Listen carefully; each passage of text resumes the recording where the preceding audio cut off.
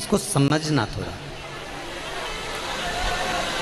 कि गुरुजी बार बार बोलते हैं कि मंदिर में जाकर जल चढ़ाओ, मंदिर में जाकर पूजन करो, मंदिर में जाकर पशुपति व्रत करो, मंदिर में जाकर आराधना करो, मंदिर में जाकर भगवान शंकर को बेलपत्र चढ़ाकर खाओ, मंदिर में जाकर दुर्वा चढ़ाकर खाओ, मंदिर में जाकर भगवान को जल समर्पित करो। गुरुजी ये क्यों नहीं कहते कि घर में शंकर जी का शिवलिंग है तो उसकी आराधना कर लो, घर में जो शिवलिंग विराजमान है उसका पूजन कर लो, उस पर चढ़ी हुई बेलपत्र खा लो। मंदिर का ही वर्णन क्यों?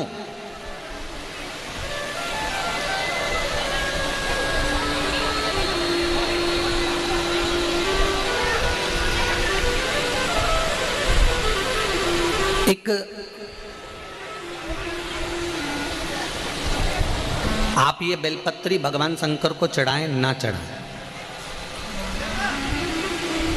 आप पुष्प भगवान शंकर को चढ़ाएं ना चढ़ाएं, आप दुर्वा भगवान को चढ़ाएं ना चढ़ाएं,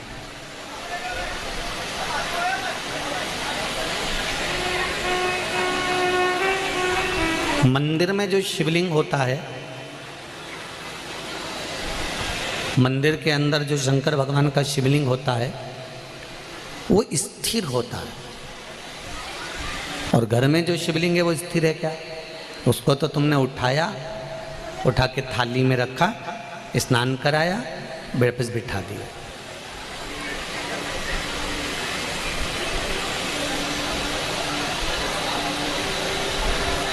मंदिर में जो शिवलिंग रखा गया है वो स्थापित है, वो स्थिर है।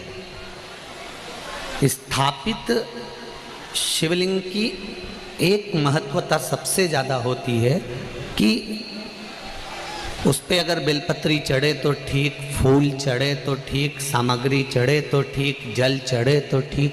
उसकी सबसे बड़ी महत्वता होती है कि जितने लोग उसका दर्शन करते हैं उनकी दृष्टि ही जब भगवान पर चढ़ जाती है तो वो शिवलिंग सिद्ध होता चले जाता है और उसका फल हमें अधिक मिलता है।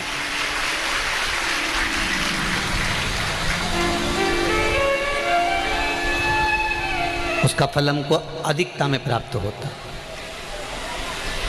अब घर में जो शिवलिंग है, घर में जो शंकर भगवान का शिवलिंग है छोटा सा, उस पर कितने लोग दर्शन कर रहे हैं? आपने कर लिया, पति ने कर लिया, बच्चों ने कर लिया, या घर में जो सास ससुर हैं, परिवार है, कुटुंब है, उसने दर्शन कर लिया, या आपके कोई मेहमान आ गए, आपके कोई रिश्तेदार आ गए तो उन्होंने दर्शन कर लिया। समझ लेना जरा अच्छे से हो। अब घर के शिवलिंग पर परिवार वाले ही दर्शन कर रहे हैं, परिवार के लोग ही उसको दर्शित हो रहे हैं, दर्शन कर रहे हैं, पूजन कर रहे हैं। पर मंदिर का जो शिवलिंग होता है कोई ज़रूरी नहीं है कि सब जाकर बेलपत्र चढ़ाएंगे, सब जाकर फूल चढ़ाएंगे, सब जाकर चावल चढ़ाएंगे या एक लोटा जल सब जाकर चढ़ाएंगे। अगर मंदिर का दरवाज़ा खुला हुआ है और मंदिर के बाहर से भी कोई निकल कर जा रहा है, मंदिर उसको मालूम है कि यहाँ मंदिर है और उसकी ये मुख, उसका ये चेहरा मंदिर की ओर भी मुड़ गया, भले गाड़ी चढ़ा रहा था, गाड़ी चलते हुए जा रही थी, भले उसको शिवलिंग दिखा ना दिखा, पर उसका चेहरा मंदिर की ओर मुड़ा तो उसकी दृष्टि का प्रसाद भगवान को चढ़ चुका था, भगवान उसको स्वीकार कर चुका।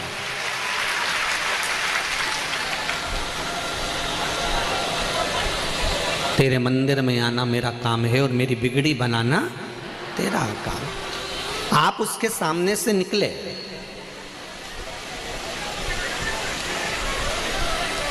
आप उसकी चौखट पे से निकले और उसके सामने उसकी चौखट से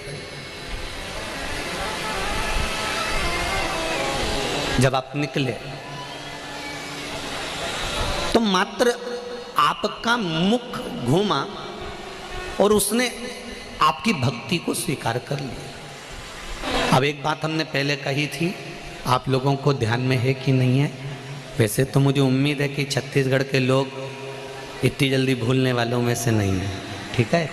आप लोगों को सुना होगा, हमने कहा था कोई शिवलिंग जंगल में हो, एकांत में हो, जहाँ कोई नहीं जाता, बोला था कि नहीं बोला था, जहाँ कोई ना जाए, केवल शिवलिंग है, वहाँ कोई जाता ही नहीं है, वहाँ कोई पहुँचता ही नहीं है, और आप वहाँ से निकल कर जा रहे हैं और आपने वहाँ पर एक लोटा जल समर्पित कर दिया या वहाँ सफाई कर दी या वहाँ भगवान की पूजन कर ली, तो वो अधिक फलदायी होता है।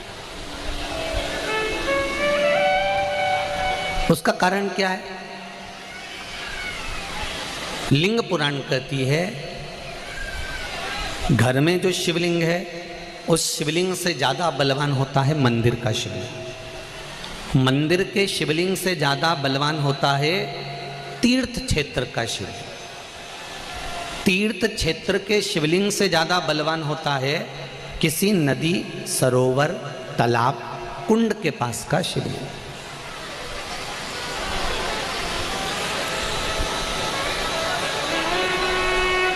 नदी, तालाब, कुंड के पास के शिवलिंग से ज़्यादा बलवान होता है वन में, एकांत में, जंगल में, पहाड़ पर्वत पर, कोई शहर से दूरी पर, गुप्त स्थान पर कोई शिवलिंग है, वो बलवान होता है। अब उस शिवलिंग के पास में जाकर आपने भूल से भी एक लोटा जल चढ़ा दिया या कोई थोड़ा सा कपड़ा उतार कर आपने वहाँ थोड़ी सी सेवा कर दी, तो उसका फल तो 1000 लाख गुना तो मिला।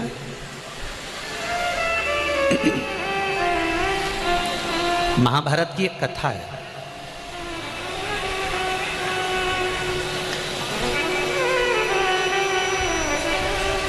इसका प्रसंग महाभारत की कथा में भी मिलेगा और नरसिंह पुराण में भी मिलेगा। अगर आपको लगे कि सीहोर वाले गुरुजी कौन सी पुराण में से बोल रहे हैं, तो आप किसी ने पूछे तो बता देना नरसिंह पुराण और महाभारत का ये पावन संवाद है। एक बार पांडव जब वन के लिए जा रहे थे,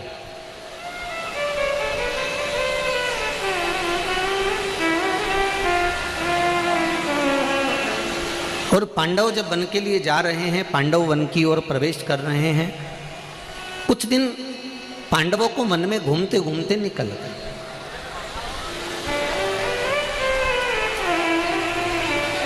जब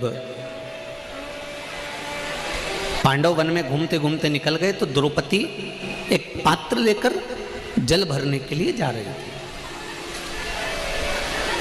अब द्रौपदी जब जल लेने के लिए गई, द्रौपदी के केश खुले हुए थे, सुंदर भी थी। वहीं पर एक दैत्य अपने दोस्त के साथ आपको ये वीडियो पसंद आया होगा तो वीडियो को लाइक करिएगा, शेयर करिएगा। मेरे चैनल में नए होंगे मेरे चैनल को सब्सक्राइब करिएगा। ओम नमः शिवाय।